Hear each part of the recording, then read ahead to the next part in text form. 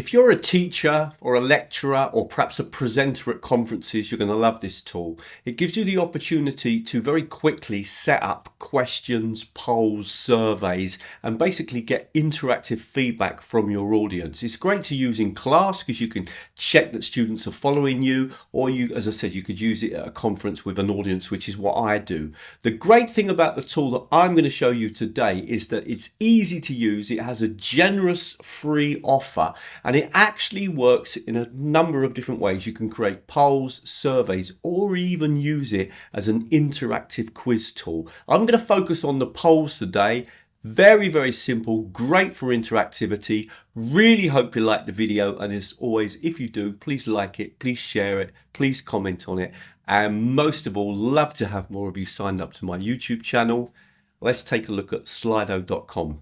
I don't have any kind of affiliate program or anything with Slido.com, but as you can see, there is a very generous free offer, and even if you were to use it on a regular basis, then it's quite reasonable, and you do get a lot for your money because you can do surveys, polls, and use it like kind of Kahoot as well.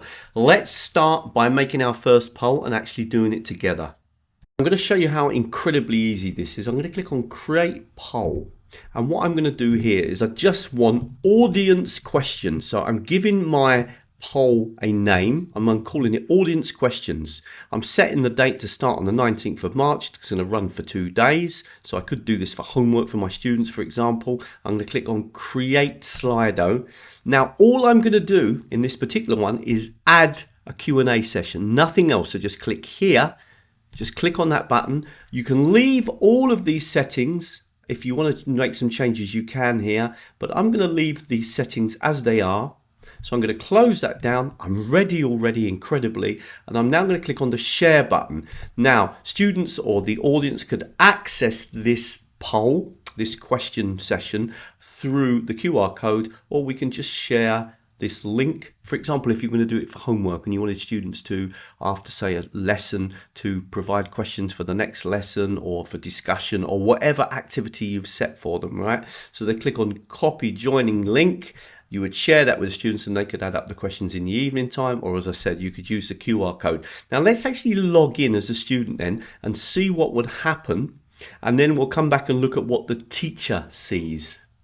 Okay, so I'm going to paste in this link here and press enter, and I've now joined as a student, and straight away I get the option to put in a question. Now I will show you, just in case you want to control the questions or moderate them, you can actually do that as well, but I'm just going to type in my first question. So I'm going to say, for example, do you think AI will change the way teaching is delivered? Okay, and that's my question, and then I'm going to send that question. Okay, now as a student I could add up more questions, more and more students. I'll just do one more question. What is your favorite AI tool? Okay, and obviously lots of people could be sending their questions, etc. Now let's go back and see what the teacher sees.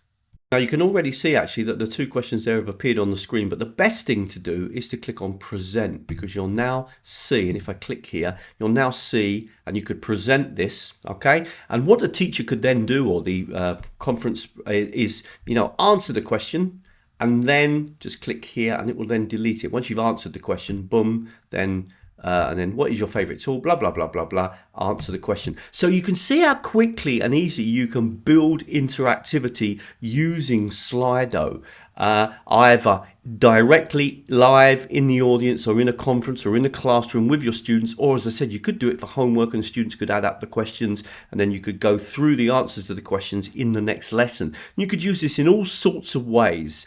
You know, you could say, well, we're going to be interviewing someone in the next lesson, think of all the questions you want to ask them, etc. Now I'm just going to point out a couple of settings that might be useful to you. Now you can see someone in the audience has written here, I think this is silly, okay? Maybe you don't want that to be visible. Now how did I stop that being visible? Because if I click on present, you'll notice that in fact that nothing's come up at the moment, and the reason that nothing's come up is because in the settings, in the actual settings for this particular activity, the Q&A settings, I simply turned on moderation. Now, when you turn on moderation, it means that you will receive the comments, But if you want to make them visible to everyone else, the first thing that you need to do is to agree to it. Now, if you approve it, and if I click on approve, everything changes, because now if I present, and I'm now presenting to the audience, suddenly it will appear on the screen.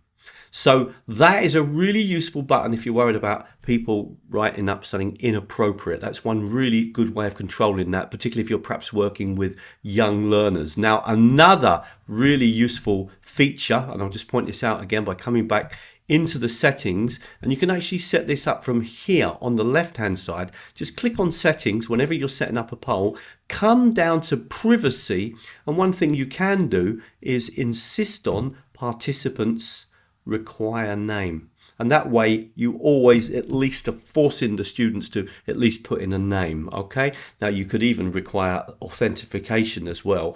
That's obviously getting a little bit more complex, but you do have these layers of security. So the moderation button is a really useful one, and so is that name button as well. So we've already looked now at one way of just using Slido simply for audience questions. But now we're going to look at doing polls where perhaps we're checking their understanding or checking if they're following what you're presenting or what you've taught. And let's have a look at that option. Really hope you're finding the video useful, and if you are, please click on the like button because it massively helps to boost my YouTube channel. And don't forget to think about subscribing to the channel as well. Think about that Q&A session, because you can use that in so many different ways. It's a great way of setting up activities if you're working with your students. For example, in language teaching, I often use it as a way of saying, right, tomorrow we're going to be interviewing somebody famous. Imagine that you had the chance to interview them. What questions would you ask them? And then you can brainstorm and all the students can think of the questions. The next day in the lesson, get someone to pretend that they're the famous person and they come to the front and answer the questions on behalf of that person. That type of activity can be done really, really well. I'm going to move on now and show you the interactivity with the polls. The polls are a lot of fun. Now, remember, we can use this as a polling tool, a survey tool, and also as a quiz tool. I'm focusing today on the polls. So we're going to click out by clicking over here, coming out of it, and we're going to create a new Slido. Remember, you can have up to 3 questions in a Slido, even in the free tool. We're going to call this 3-question poll. And we are going to choose the dates that it's going to start and the dates that it's end. You can obviously change those. And then I'm going to simply click on Create Slido. Now remember, there are 3 ways basically to use Slido. One is as a survey tool. 2 is as a quiz tool, and then the rest is really as a poll tool.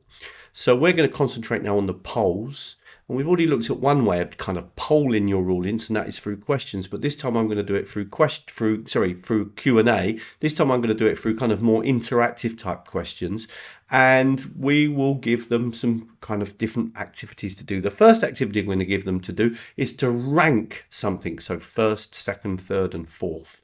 So I'm going to click here, and I'm going to write in a question here, and I'm going to say, rate these from your favorite to your least favorite. So we've got kind of 4 options, and people are going to have to choose their first, their second, their third, and fourth.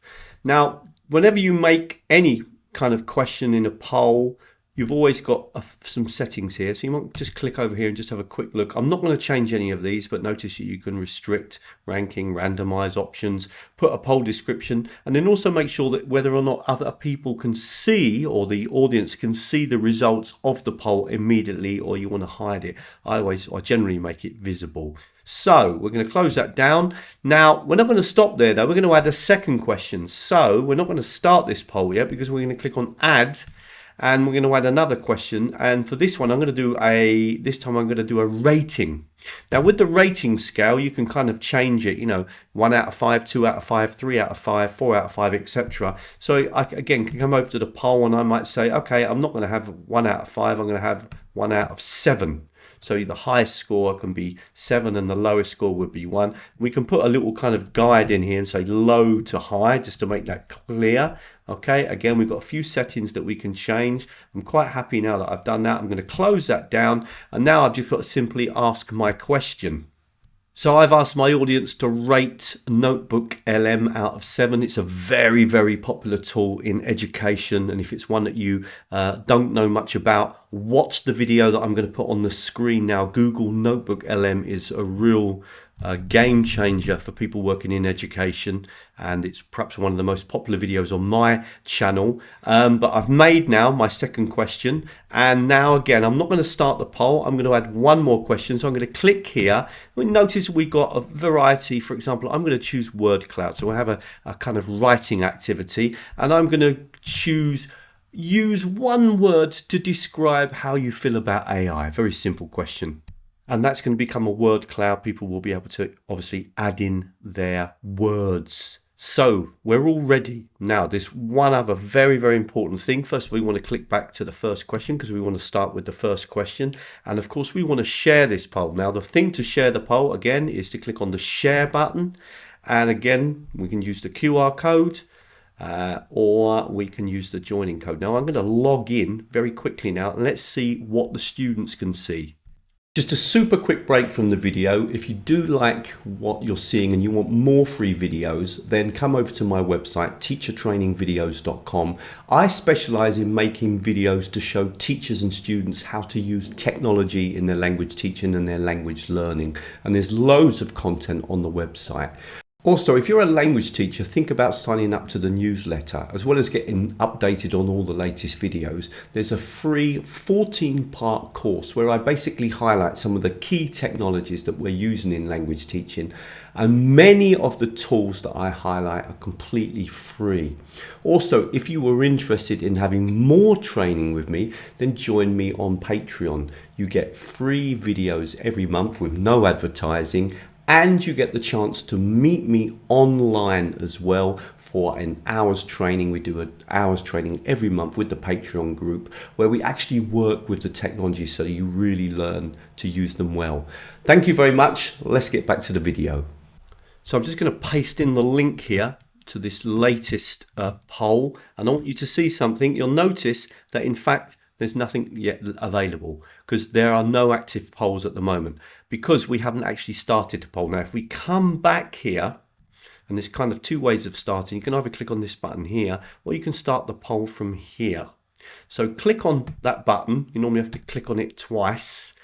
That's simply because you need to activate this screen first before you can start it. So just click on it, start it. Notice you can stop it at any time. And the obvious thing to do now is to come into present mode. Okay, and if you was in an if you perhaps was in a classroom or in an audience situation in a conference, you would actually put this up onto the screen. Now let's go back now and see. So you would project this on the screen. Let's go back as the student or as the participant, and now suddenly the first question has appeared on the screen. And then I'm going to choose, for example, first the Gemini, second Copilot, third I'll choose ChatGPT, and then fourth Claude, and then I'm going to send that. Now immediately, if we come back to as a teacher, notice that the participants also see the results, and they'll see it updated as more and more people answer because we made it visible. And of course, if the teacher is projecting this on the screen, the students will also see on the screen that the answer to the first question has appeared. Now, when the teacher's ready to move on, so let's say that everyone's now answered, the teacher would click on next, and the next poll would open on the screen. And if we come back now as a student, we will see that we can rate how good we feel about Notebook LM. Well, I'm going to give it 6 out of 7, and the only reason I'm not going to give it 7 is that I know there's going to be more new things coming out soon. In fact, they're coming out every day. So I'm going to click on send, and now I've voted. And again, I'll be waiting for the third question to come up. If we come back as the teacher, we can notice now that one person's answered. Now, again, once all the people have answered, we could have up to 100 people in the room. We would click on next for the next question to appear. And this one is going to be where students are going to input a word. So I'm going to put positive, okay? Though really that kind of depends on the area. Okay, now I could add another response as well. If I'm going to put concerned. okay, which I'm sure a lot of people in generally, and then suddenly we got this second word, and I could add as many responses because we didn't limit the number of responses that a participant could make. But you can imagine there's going to be many people. I've just put one more. I'm going to put surprised. Okay.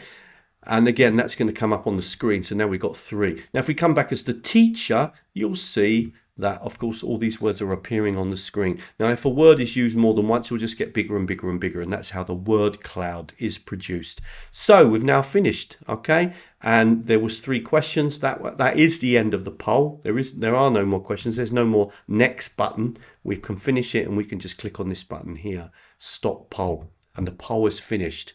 Absolutely brilliant. And to think that you could do this for free, or as I said, there are options that are quite reasonable if you buy into the technology as well. And you can see perhaps why I really like this technology. Now, in another video, I'll perhaps look at some of the other interactions, because one of the particularly interesting ones, if we just come back here and we're just going to quickly call and make a new Slido and we'll call this one quiz, is to actually choose to make a quiz type of activity, which is rather like a Kahoot.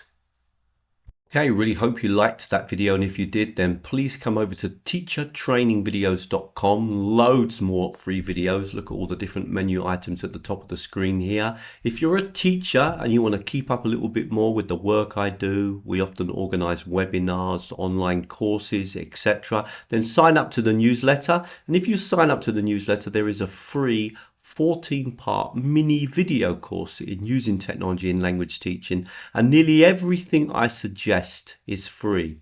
If you want to take it a little bit further, then think about joining me on Patreon. If you join Patreon, you get extra videos every month with no advertising. I just go straight into the training, lots of ideas about how you can use the technologies in the class with your students, and you also get the chance to meet me online once a month for some direct training, and that's a real opportunity for you to practice using the technologies with me.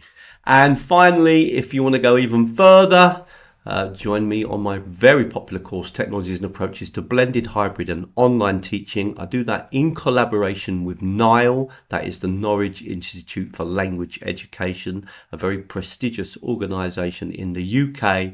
And that course has been running for many years and is very popular. Thank you very much. I'm going to leave a few more videos on the screen now that you might find useful.